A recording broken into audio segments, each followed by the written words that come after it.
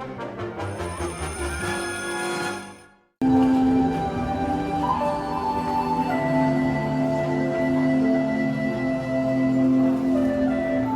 to a voyage of discovery and awareness of the richness, the diversity, and the often surprising nature of living with the land. Our journey begins as dramatic and sudden changes are sweeping over the land. The approaching storm may seem violent and destructive to us, but to nature, it's a new beginning in the cycle of life.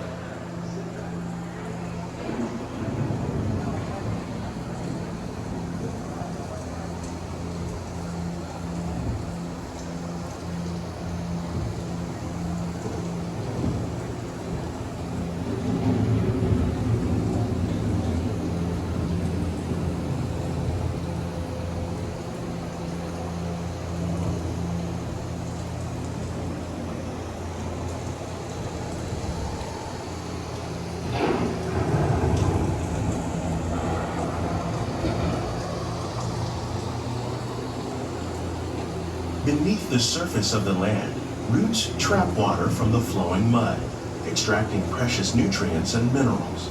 These elements, when combined with sunlight, create the diverse living systems of our planet.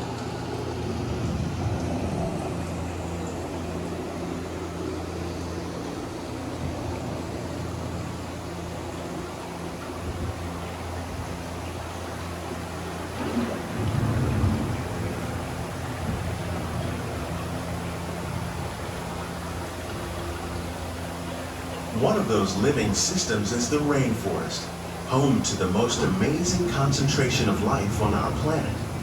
These dense and beautiful forests cover only a tiny portion of the Earth's surface, but they contain more than half of its plant and animal species. Rainforests are also extremely rich and productive living systems, providing us with oxygen, food, medicines, and other elements essential to our lives.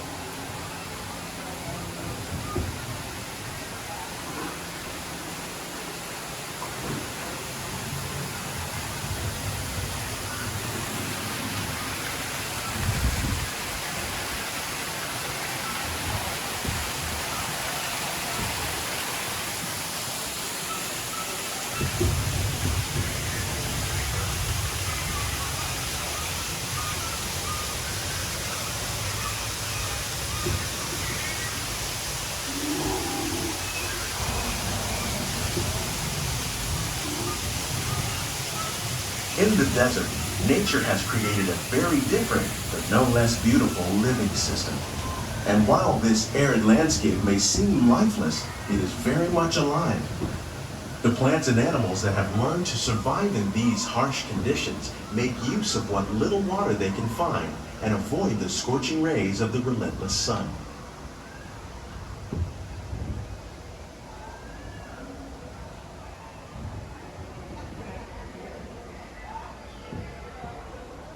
The American prairie once appeared as desolate as the desert, but over time, rainwater and nutrients gradually penetrated the hard surface of this land. Even the hooves of the mighty buffalo helped create the rich soil that would one day become home to the American farm.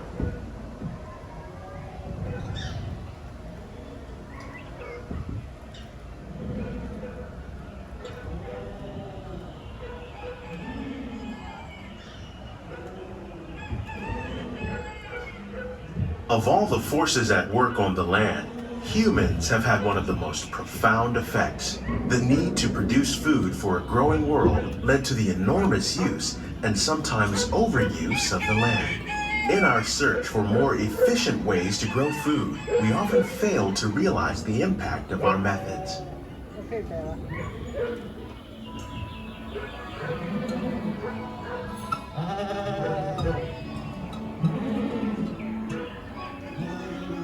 Today, we're learning to live with the land, discovering better ways to grow food that will assure both human and environmental well-being.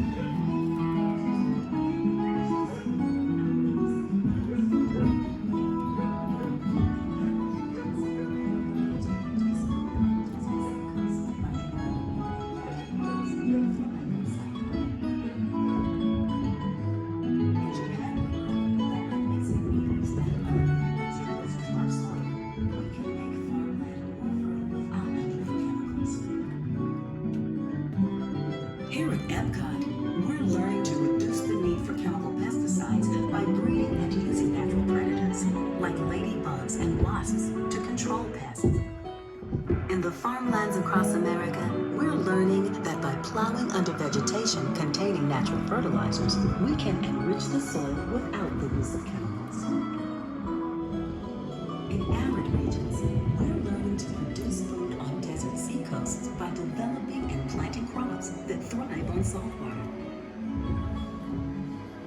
In Japan, we're learning that by... How will we meet tomorrow's growing needs for food production, yet still respect the needs of the land? Some of the answers are being discovered just ahead. To help us maintain these carefully controlled ecosystems, and for your safety, please remain seated in your boat at all times.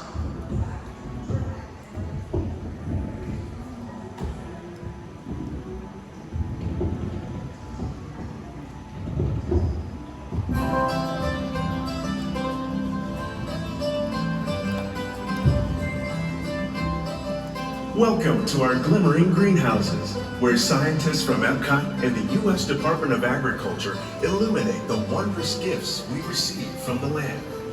Join us as we ring in the most bountiful time of the year.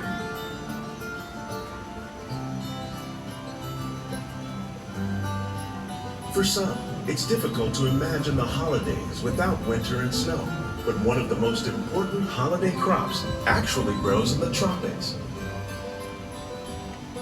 For centuries, farmers in Central America have cultivated cacao to make chocolate. In fact, cacao is chocolate's main ingredient. Today, people around the world are able to enjoy a variety of sweets and keep warm with a cup of hot cocoa, thanks to this tropical plant.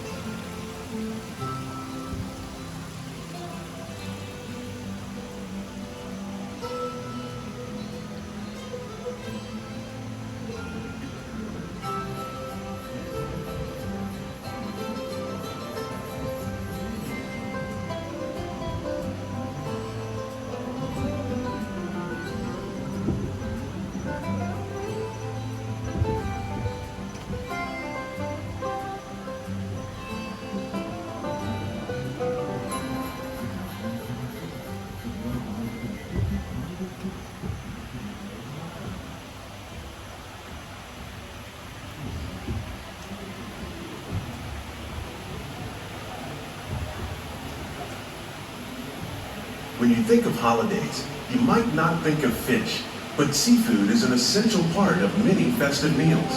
In parts of southern Italy, family and friends gather once a year to celebrate La Vigilia with a 7-course seafood dinner. Tilapia, bass, and shrimp, like the ones raised here using our sustainable water systems, make up just some of the dishes served during this grand meal. Today, in the United States, the tradition is known as the Feast of the 7 Fishes.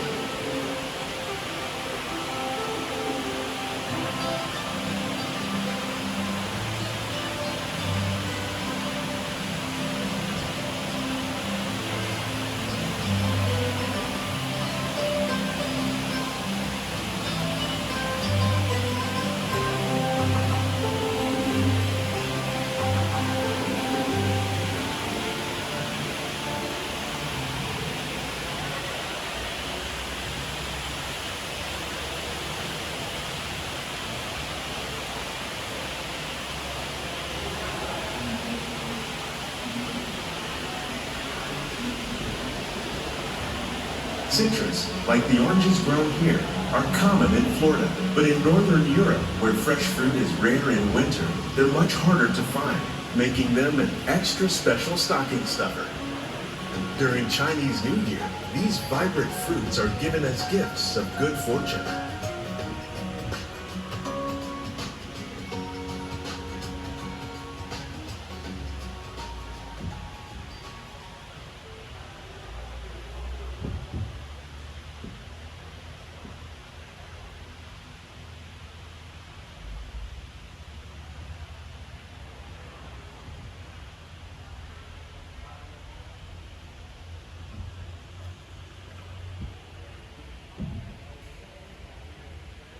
They say it's better to give than to receive. And in this greenhouse, we're celebrating the holidays by giving back to the land using innovative farming techniques. By recycling water, we can give plants rich nutrients. By giving plants ladybugs, we're able to control pests and reduce the need for pesticides. And by growing ground plants vertically, we give them better protection from disease.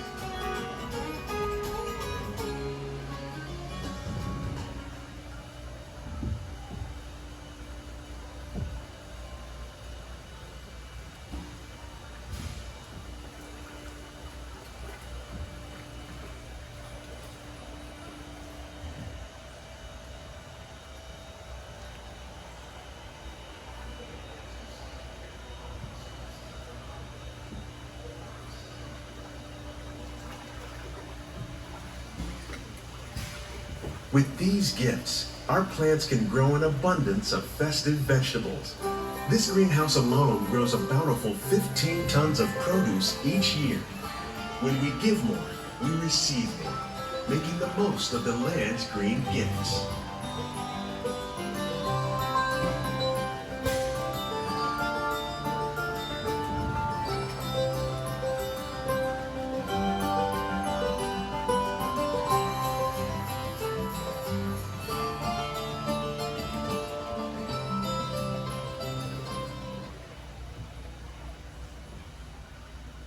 Many of the plants you see here help spice up the holidays.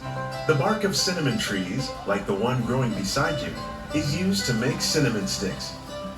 Do you like eggnog? You can thank nutmeg for its signature taste. Other spices, like ginger and vanilla, add flavor to a variety of holiday cookies, cakes, and other delights.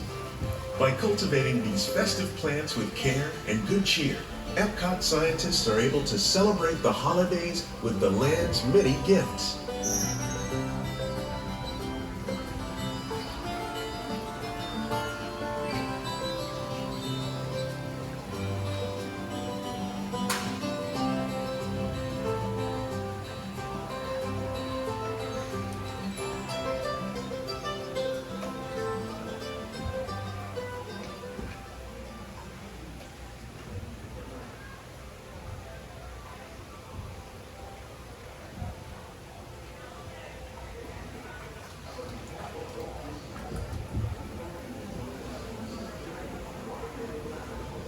These greenhouses represent just a fraction of the work being done worldwide to produce bountiful harvests for our growing population.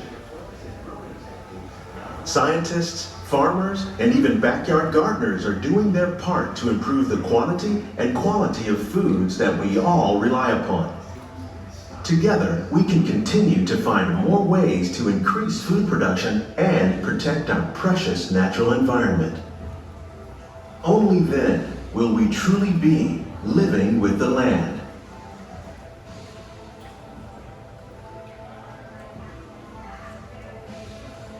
On behalf of Walt Disney World, we hope you've enjoyed this unique journey through our living laboratories.